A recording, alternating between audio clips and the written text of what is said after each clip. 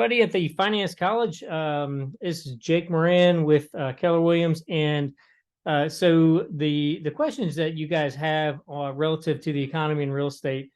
One, before I get started, again, I think we kind of had one of these last year around this time. Really good questions, like both generally and specific. Really good questions. And so I've kind of broken them up into categories. So I'm going to kind of hit three categories. So one is just kind of some of the general questions, and then the second one is going to be relative to the real estate industry, because you guys have some good questions on real estate industry. And then the third category is going to be specific to real estate buying, investing, like some of the challenges around that in our area, in our market right now. So I'm going to speak to those things at in that kind of order.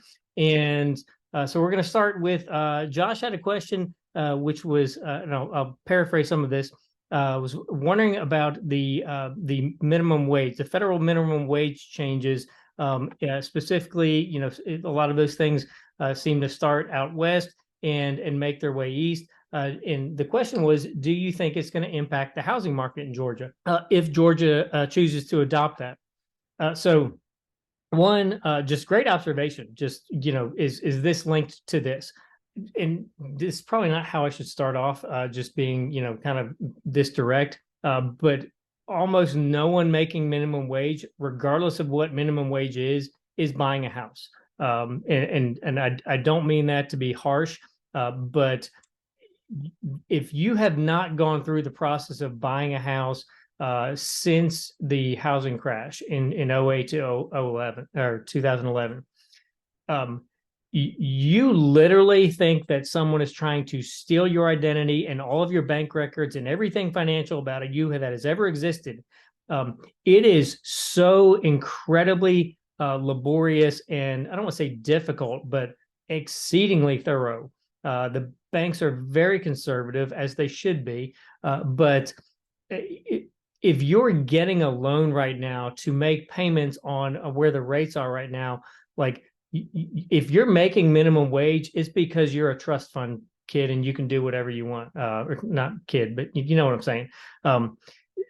It's really not going to come into the equation. Where it does come into the equation in the mortgage in the house buying world is the increase in minimum wage will trigger increases in your goods and services, and those increases for people who have normal jobs, for lack of a better term, that's going to impact their debt to equity ratios. It's going to impact how much goes in versus how much goes out on a monthly basis. And so that will impact the minimum wage changes, if there are any, will impact that, and that trickle down will impact some buyers.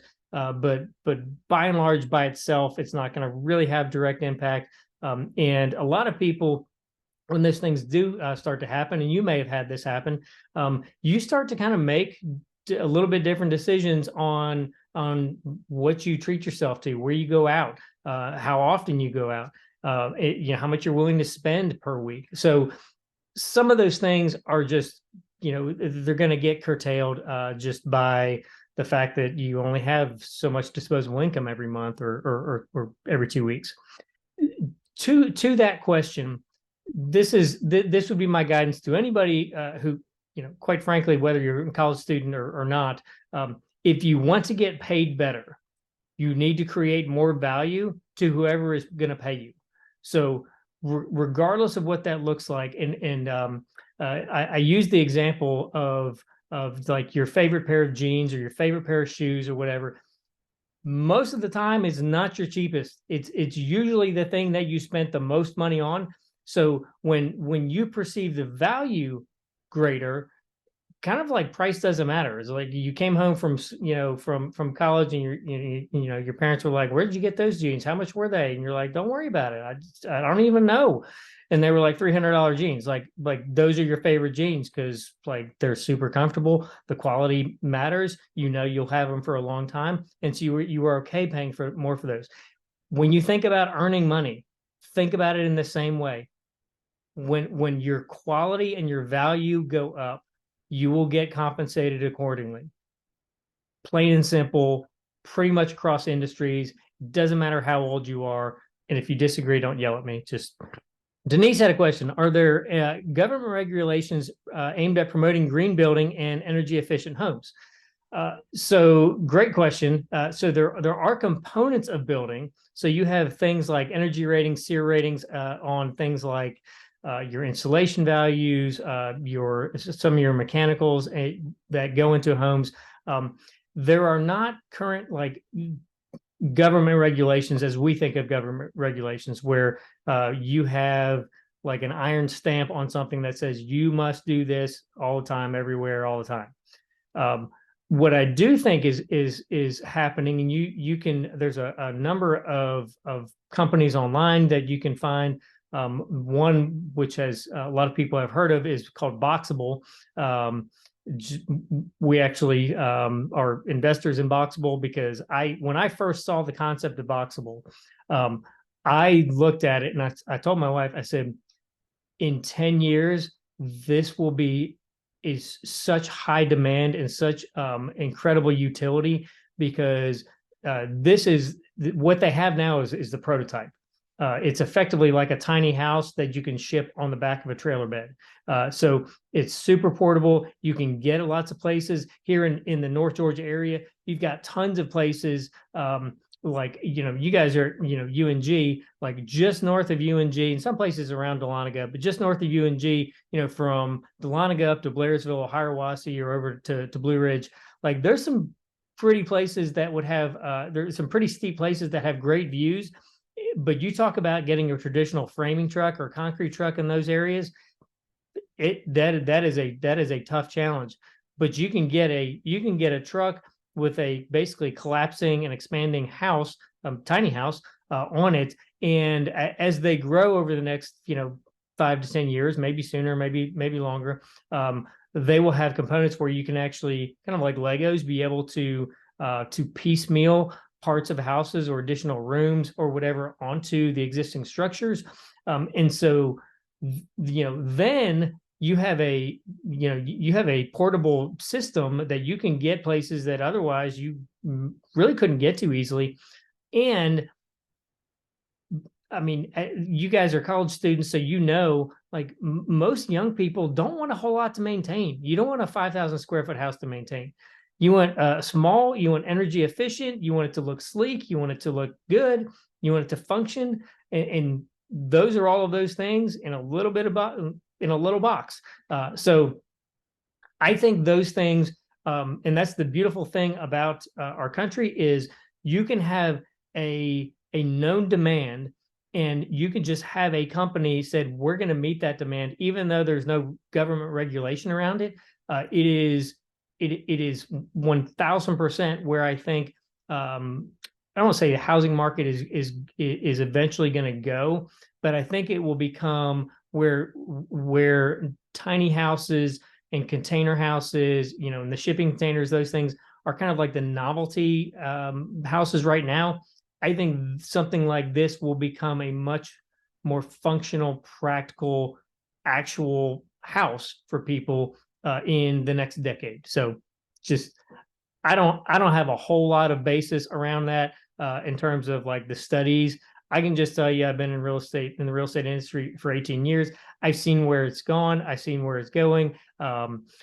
This is my best prediction. These types of companies, not just that company, but these types of companies will start to take up some margin, because if you can have that, these types of homes that are detached single family, and your next best thing is a condo where you got somebody above you, beside you, below you, like that's an easy decision for a lot of people. So there you go. Hunter, when you were talking about the influence that elections have on interest rates in the housing market, why is it that electing a new president would change the housing market? Great question. So this is in reference to, I think it was maybe last summer, a conversation about the upcoming election season. Here's the thing. you can look at stock markets, you can look at lots of different things. When you get into election years, which we are about to enter, I guess officially next month will be an election year because it'll be a calendar year countdown. Um, you have lots of people with money, investors, people who govern mutual funds, stock markets. They kind of pump the brakes. They're extra cautious. Look, it doesn't. I've said this before. I'll say it again. I'll say it till the day I die. It almost doesn't matter who's running or who's in office. We go through this cyclical thing every 4 years where we have this election year, kind of lag and pause, and then depending on I'll say the emotional sentiment behind who wins, who loses, whatever. This is where you can see the stock markets go way down, the next day, or way up the next day. What has happened? Nothing has happened. They haven't. I mean, when the election happens, they don't even get in office for a couple of months. It's like there's literally nothing that happened. But what does happen is people start to read into, okay, they're going to do what they said they're going to do. They're going to take away this. They're going to, they're going to bring in that. And the housing market is in tandem with that to a degree.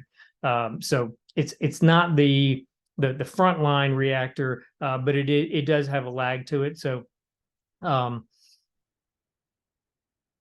the auxiliary things with that is, for instance, if someone campaigns that they are going to impose, these super high tariffs on a company or a country or countries that we import, critical things for the housing market for, like I'm just making stuff up, like insulation or light fixtures or drywall or whatever.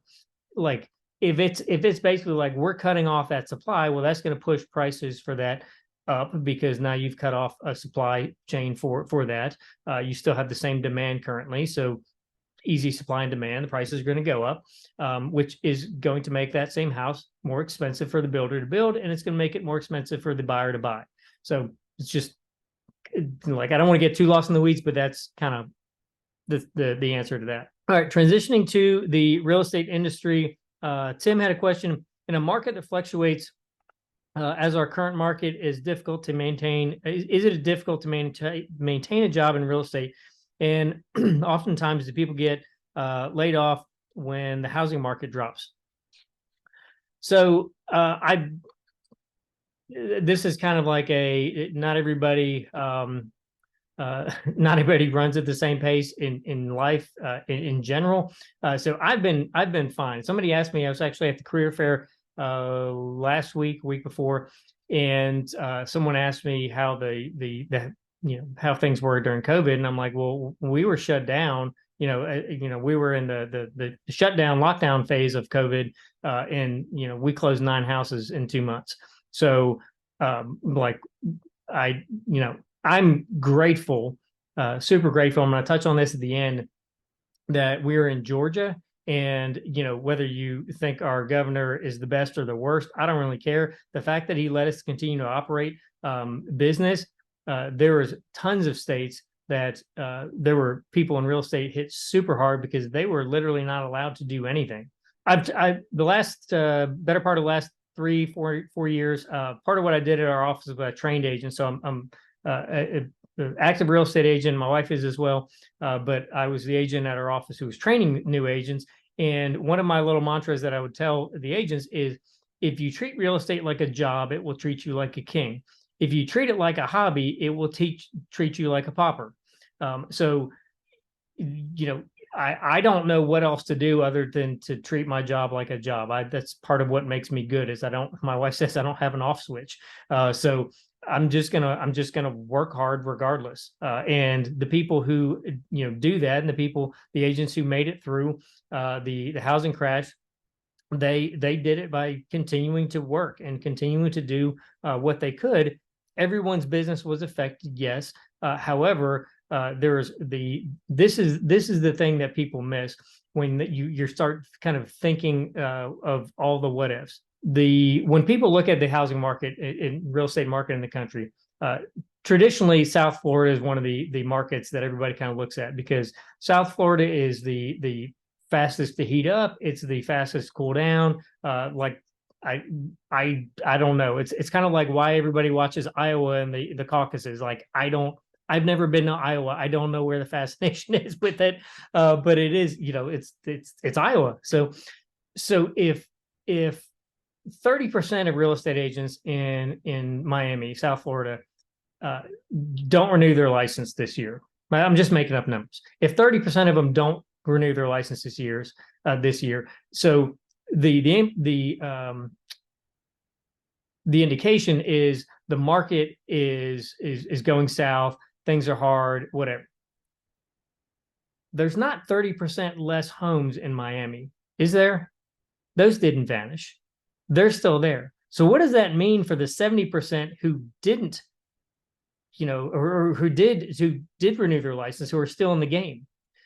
Their market share just expanded de facto because there's 30% less, fish in the sea. So when contractions happen, I look at it as a really good thing. There's lots of agents who get in during good times, and there's a lot of them that get out when it's not good. But the ones that stay in automatically pick up market share just by showing up, in the game. So that's I don't see it as a bad thing, good or bad. When the market's really good, it's there's a bunch of bad agents. There's a bunch of bad agents all the time, but it's really easy to stand out. One of my other little sayings was it's obscenely easy to stand out in real estate. Like you treat your clients like they're more important than the piece of real estate you're buying. It's like work hard, like tell the truth. It's not rocket science. Kennedy had a question. Do you believe the future housing market will be primarily occupied by renters? Do you think it is realistic that a majority of people will not be able to afford to buy their homes as big companies are buying up housing? Another great question. So if you look at and I'm just going to use our market because that's what I intimately know. If you look at the growth and the expansion of multifamily construction in our market, I've actually got a deal I'm trying to put together right now. That's a couple $1 million in Hall County, and it is going to be, I don't know, 50, 60 some condo townhouse units. And you're like, well, they already got a bunch there, yeah, but there's still a huge need for those, and but you look at the developers who are building those, they obviously see a growing need and a necessity for the multifamily apartments, condos, townhouses, or they wouldn't be building them in the volume that they're building them. So I think what we will see in the years to come is we will see a maybe a greater population that stays in rentals longer. Some of it's going to be out of affordability. Some of it, like I was talking about with the tiny homes, it's the boxable. It's not that I can't afford it. I just don't want to maintain, a house. Like I like the easy button. Like that's so there's going to be those people. The affordability for a lot of them is not going to be the issue. It's going to be the convenience element kind of thing. So part two of I guess my answer to that, people afford the lifestyle they choose. By and large, people afford the lifestyle they choose. And I'm gonna just give you a simple example from my what I know. So we have some people we know, and like they're super nice people, but they make terrible financial decisions. Like I can't get into details with this, but just terrible financial decisions. Small things, big things, all kinds of things, seemingly 7 days a week. But here's why I bring this up.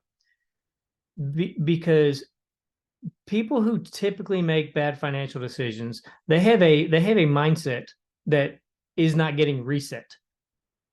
This is why, I don't know what the percentage is, but it's something like 87% of lottery winners are bankrupt or lose their money in a drastically short period of time, is because their mind has not been reset to a different way of thinking about money and managing money.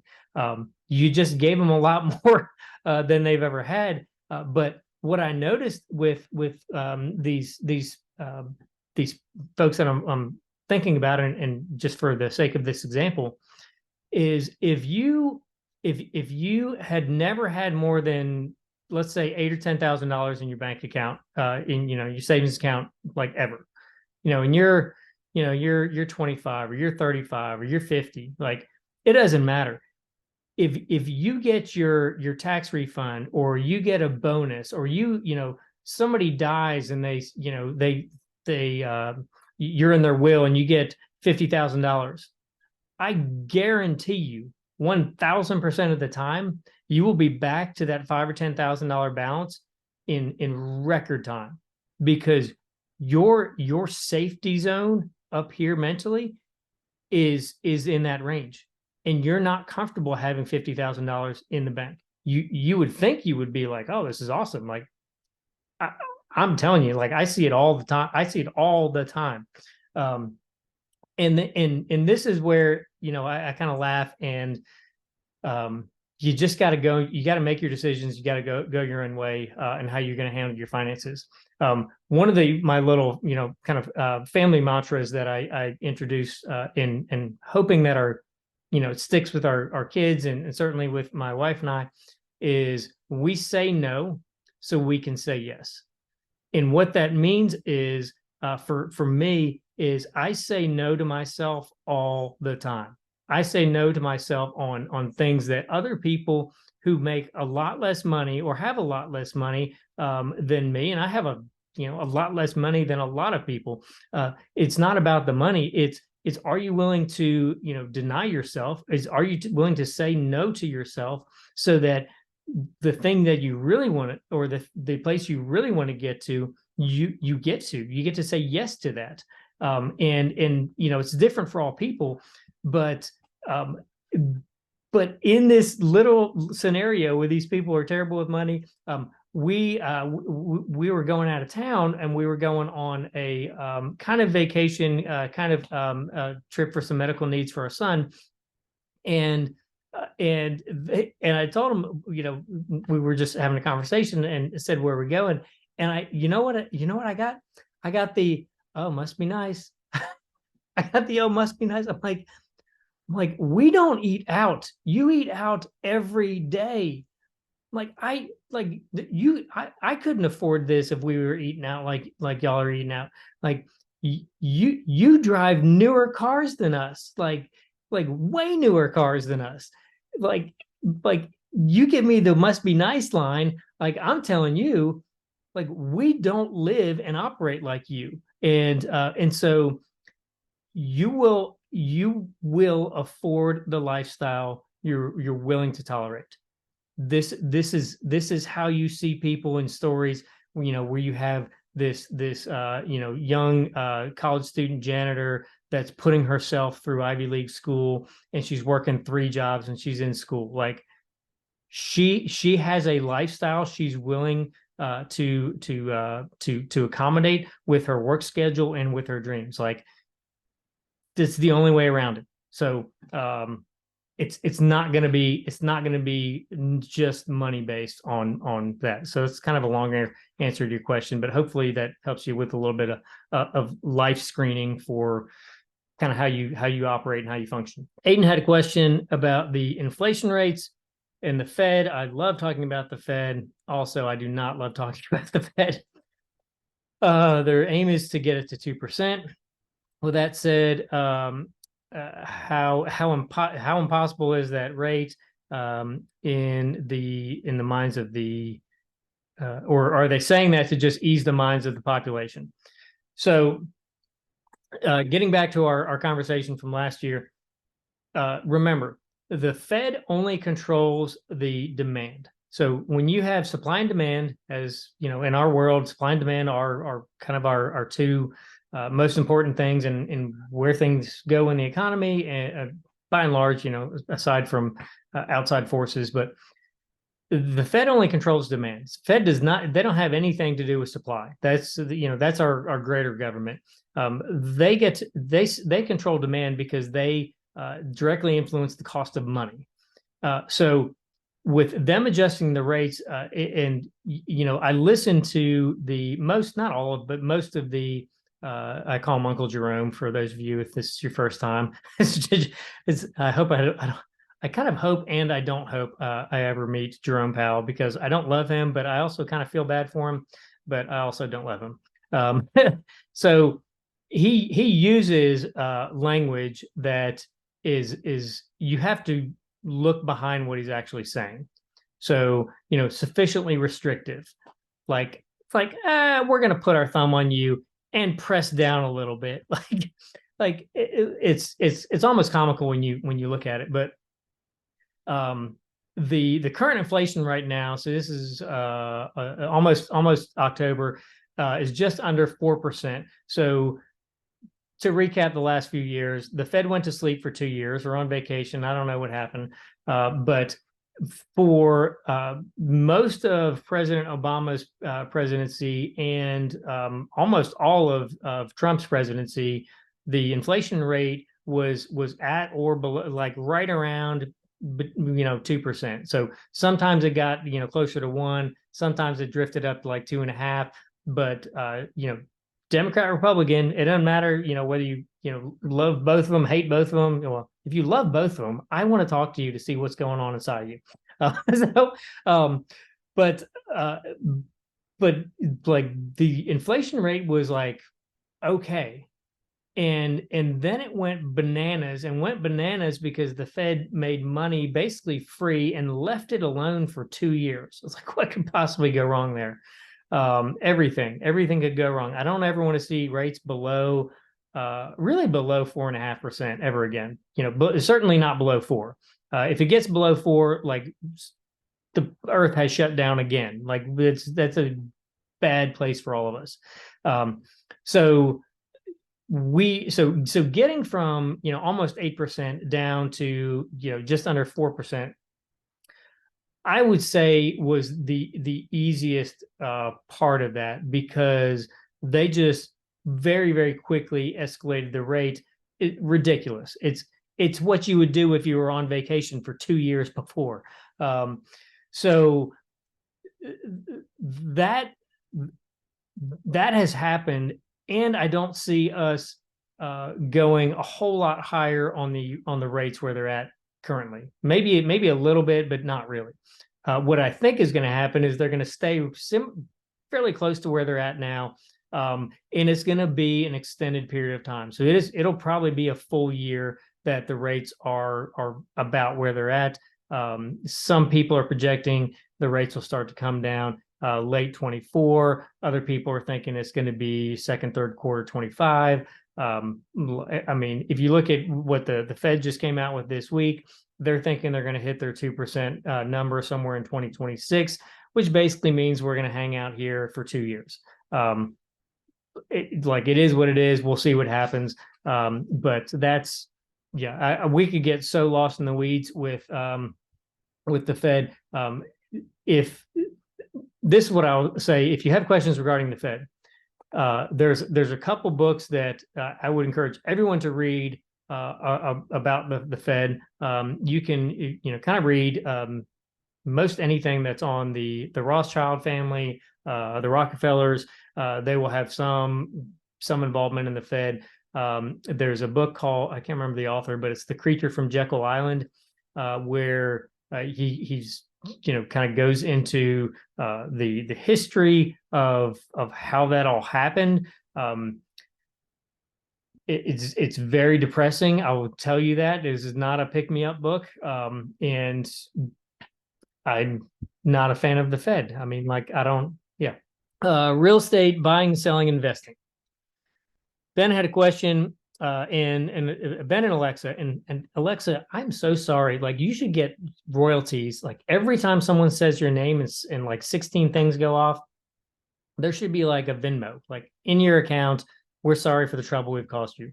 Ben, you don't get anything, but so you're sorry. Welcome to my brain. So your questions were very similar in that the thing you've heard or what you've been told or whatever was that you should buy a house as soon as you can, because it's a way better investment. You go rent something, you don't get any of that money back. Yeah, and like it's difficult now. Prices are up and rates are up. So how do you make that happen? I think that's the general gist of your questions.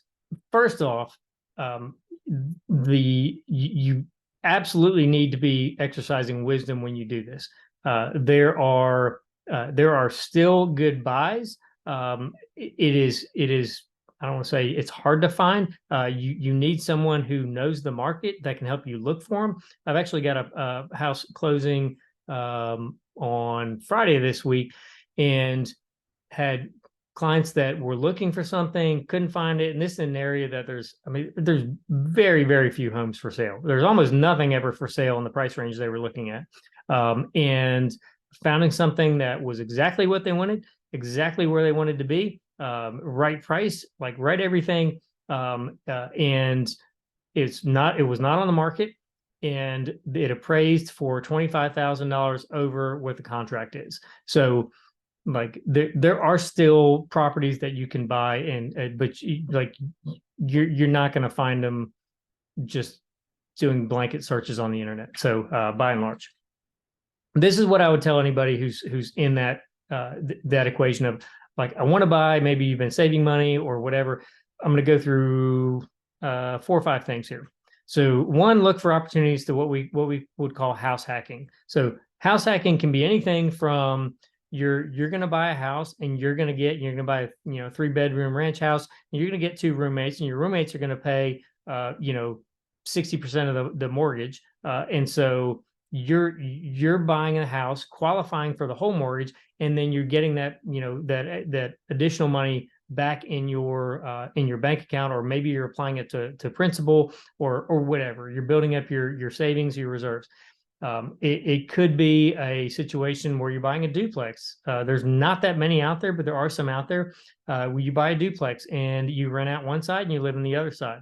You buy a house with a basement or an in-law suite or a garage suite or something that you could turn into additional income space, where you have it as a rental or something like that.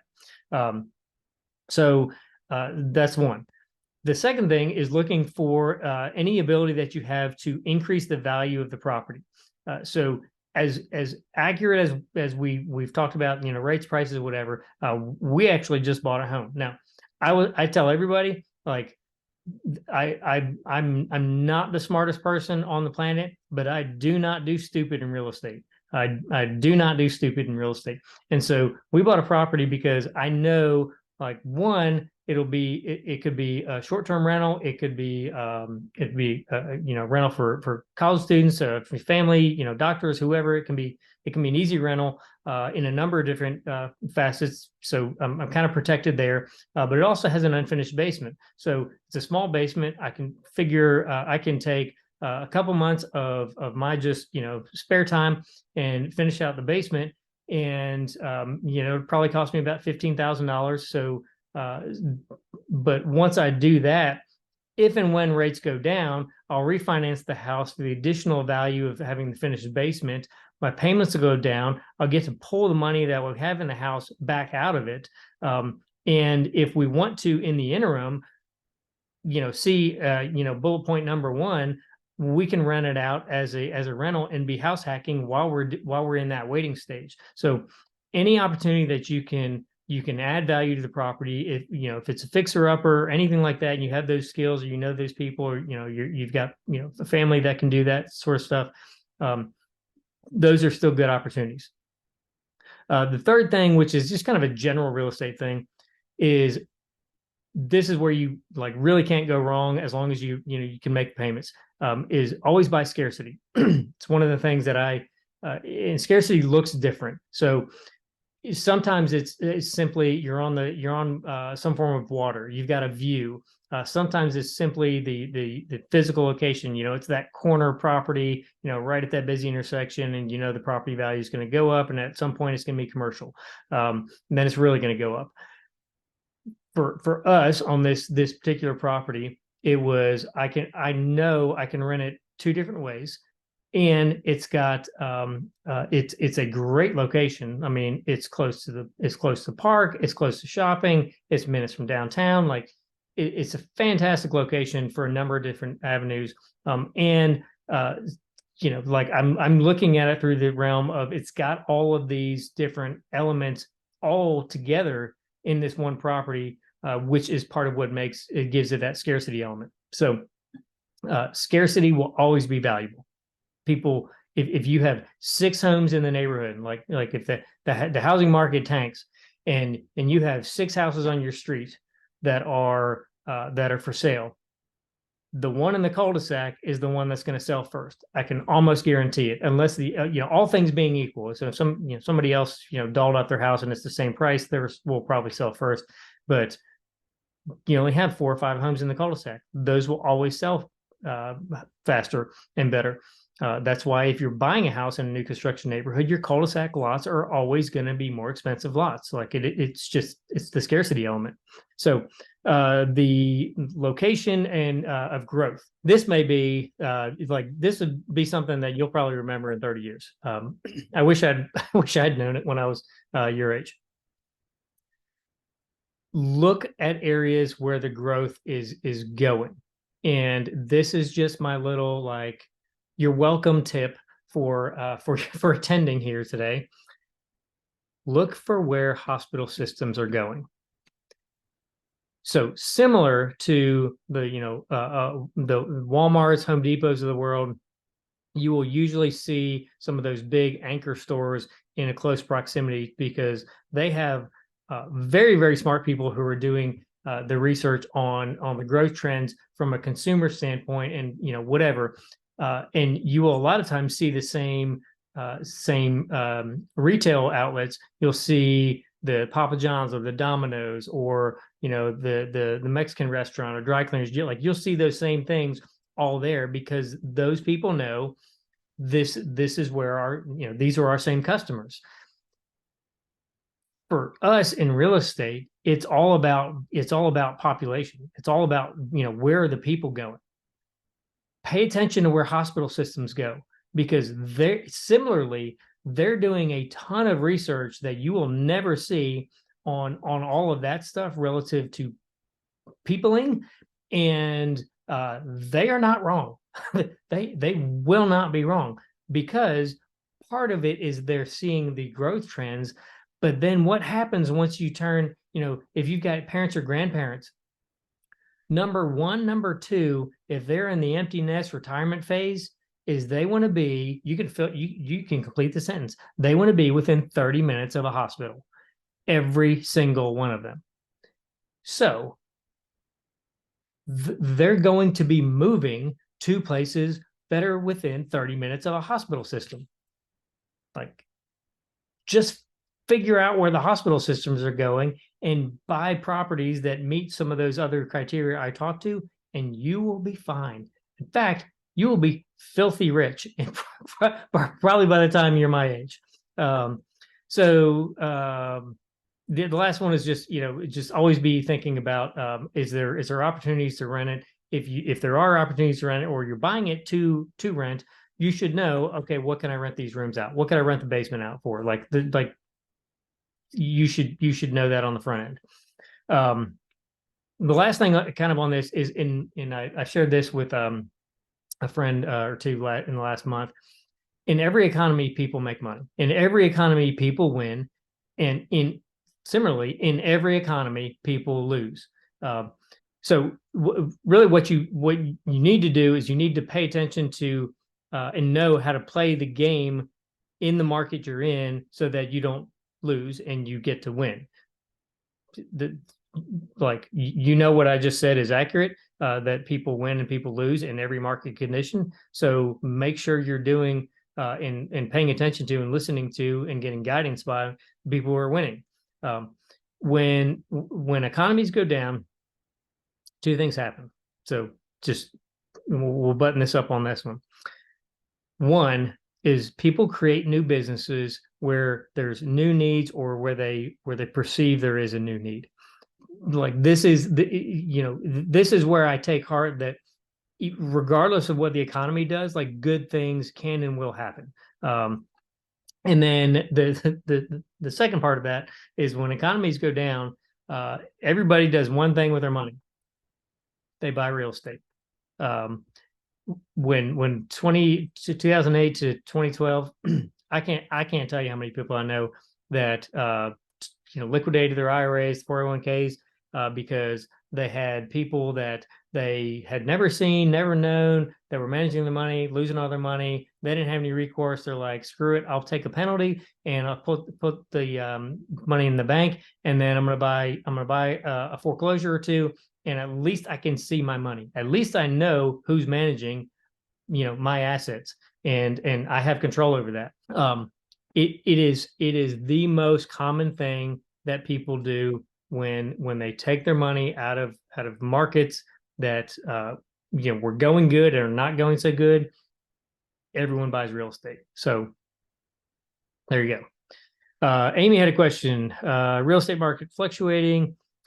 Do you think if individuals were better informed or educated, the results would be a more stable market? Educating yourself is a plus. I think it was Ben Franklin. I can't remember. Somebody very smart like that, way smarter than me, said something like, if you constantly pour your coffers or empty your coffers into your head, you will never be without. So to that end of always be learning, always be getting educated and informed. Obviously, in this day and age, there's more access to more bad information, I think, than there ever has been. Thank you, internet, TikTok, and YouTube. But there's a lot of great information, and just sifting out what that is, and for like the overarching thing, when you're listening to people who are talking about the real estate market, you've got the president of Redfin talking about the real estate market on whatever news network, whatever. He's talking about the national market. I kind of care about the national market, but not really. I really care about our local market, our North Georgia market, and that's about it. Because what happens in the Boston market or Milwaukee or Santa Fe, like it doesn't really matter to me, because what's happening in North Georgia is not really going to matter to them. From a stability perspective, we already talked about the Fed. I guess the only other thing I would say is the most important thing that comes out on a regular basis. You may have heard this. The four most important letters in the real estate world are JOBS. The jobs reports, how the labor market is doing, the unemployment rates, like those things specifically will impact the real estate market, I would say, as much or maybe even more than what the Fed does, because what the Fed does has some lag to it. The jobs does have some as well, but it's a much more, the Fed can adjust the interest rate. The Fed can't adjust people getting jobs. So if that makes any sense. Okay, I saved the bet. Those are great questions. Nicole had a question, and I saved it for the last. Nicole, I don't know who your parents are, but I want to meet them and give them a massive high five. They like, I read this question. I'm like, I want to meet your parents. So she said, growing up, I was taught that a home should never cost more than 3 times your income, and your monthly rent should not exceed more than 3 times your monthly income as well. However, in today's market, do you think this saying holds up as much value as it did 10 or 15 years or even 20 years back? 1,000,000%. That is a great gauge to go by. It keeps you in safe territory. The first house I ever, my started in real estate, was working for a home builder. I built my first house. I remember going, I remember the building I was in. It's owned by a different bank right now, but I went into this building and I, was going over the income. And this was back in '06, where you basically didn't have to prove anything. You just told them how much money, you made, and they would spit out numbers, and it was ridiculous. But I will never forget, and I remember who the guy was, and I think he's still in banking.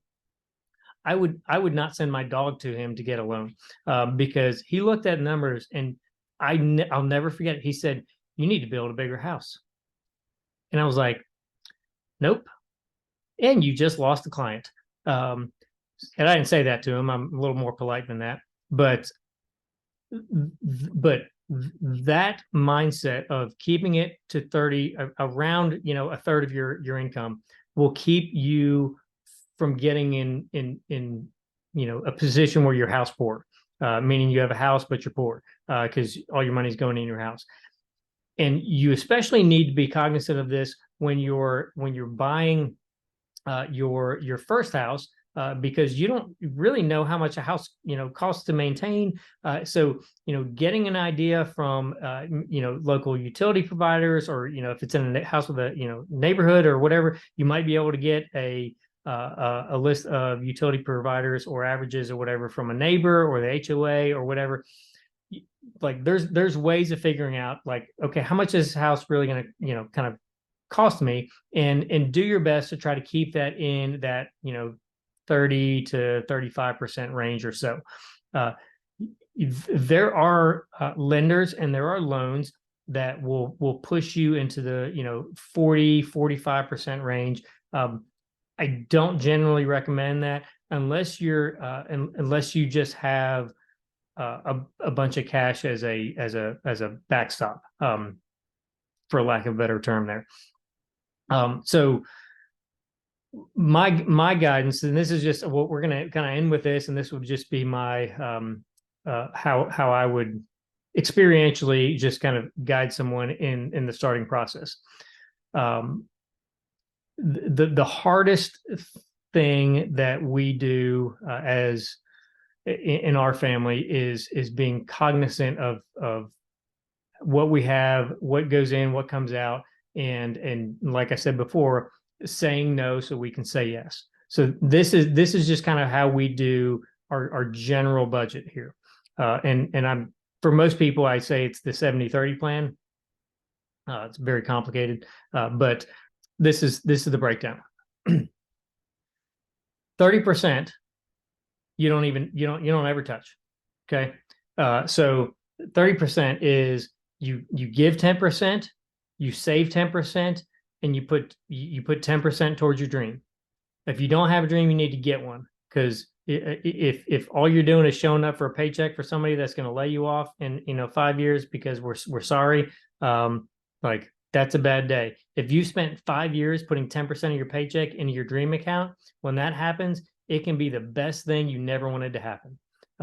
So however you choose to give, giving 10% keeps greed from like sucking the life out of every dime you will ever have pass through your hands.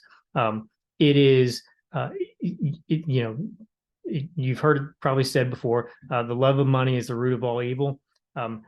I had this conversation with my CPA a year or two ago, and just very candidly, I'm kind of looking at where we've come from, because I didn't grow up with money.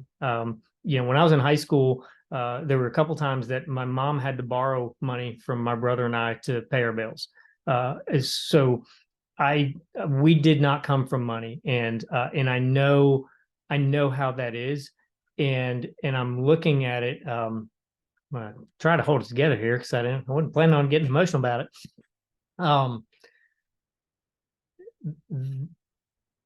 The conversation I'm having with my CPA, I was like, I don't even know how this is like my life, how this is like reality. Like this is like, I don't. And she just looked across the table from me. She said, "Jake, it's because you're a giver." She said, it's just matter of fact. She said, all of the clients that I do taxes for, she said, the ones that continue to grow and exceed and excel, she said, they're all givers, every one of them. Like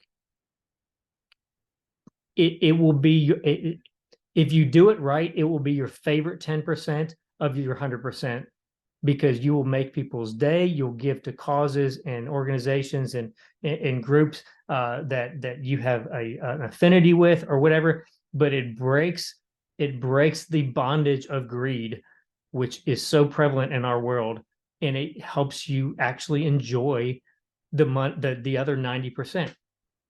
So 10% get. Again, this is just what I would give someone as guidance if they asked me, and you didn't really ask me, but you kind of led me to it. So uh, save 10%. Whether you're going to put that in mutual funds, put it in your Roth IRA. This has gone long enough, but do not, and some of you are going to go bananas on me. Do not put it in your 401k. I don't have the time or the mental bandwidth right now to go into how bad of an idea the 401k is. If you want a good book to read, it will make you a little bit nutty on the 401k. It's called Killing Sacred Cows. I don't remember the author's name, but Killing Sacred Cows. It's basically kind of debunking myths that we all just kind of accepted as normal. So whether you put it in a Roth IRA, the predominant reason for the 401k, my reason is your dollar, just like you've seen, the inflation effect, your dollar when you retire will not be the same dollar. It's not going to be the same dollar. And your tax structure, I can almost guarantee you, will be worse. Your tax breakdown will be worse, and that's tax deferred dollars. That means you're paying taxes then, not now. So your dollar's worth less. Your taxes are going to be more. And if you don't use it all and you die and it goes to your heirs, then it's really taxed. So like, put it in something other than a 401k. The Roth IRA would be kind of one of my go-tos. If you want to do something else in life, when you're starting, just like whatever, just put it in a high yield savings account. You can right now, Capital One and American Express both have very, very good high yield savings accounts. I mean, you can get 4 to 5% right now for your money just sitting there. So it's just sitting there. So the dream accounts, whether it's your dream car, your first vacation, rental property, your first house, no one in your family's ever owned their own house, and you're going to put 10% to that. Like, this is one of those things. You have people who, and again, I kind of think it was, Henry Ford, but I've heard it attributed to multiple people, where people talk about how you go bankrupt and how you get wealthy. And it's the same thing. It's very slowly, and then all of a sudden. I can tell you, having done this, and we actually, I have a fourth category because being in real estate, I run my real estate business, and I take 10% of every paycheck we get, and I put it in a business savings account, and that is just for when tough times come, or you have 5 contracts that terminate, and now we're going to have a great month, and now you have a terrible month. That's a business safety net. So I can tell you from having watched that account, like, it's one of those things that, like, 10% is very little when you start, and then all of a sudden you wake up and you're like, oh, when did that number get there? So for us, that equation forces us, I don't want to say forces us, it's a cognizant choice for us to live on 60% of our income, so that if something really bad happens, like, we've got a 40% cushion on our day-to-day. Now, obviously I'm in real estate, so I'm not on a typical salary like a lot of people. But if you can condition yourself to live on 2/3 of your income, roughly, you will be in a great space in life to where you will have options in 10, 15, 20 years that no one else around you, if the people are going to look at you and be like, oh, must be nice. I'm like, yeah, it was so much fun for the last 15 years, putting 10% here, 10% there, 10% there. Like, it's not that fun, but slowly, and then all of a sudden, hopefully that's helpful, and you've got some good stuff to go with. If you have any additional follow-up questions, like, please don't hesitate to ask, or send them back to me. I do all of this just because when I was a 18, 22-year old, I wish there had been someone who had kind of helped me fly into the future a little bit and learn some of these basic nuggets, because the value of compound interest. It matters when you start, and it is similarly in your financial dealings and how you manage your money and how you manage your lifestyle. Like, it truly matters when you start. And if you cannot do this when you're making no money, you like, trust me, it's very, very hard when you start making real money to start implementing this. If it's already ingrained in your DNA, it's a mental system that you go through every month. It is so much easier, and you'll get so much further, so much faster in life.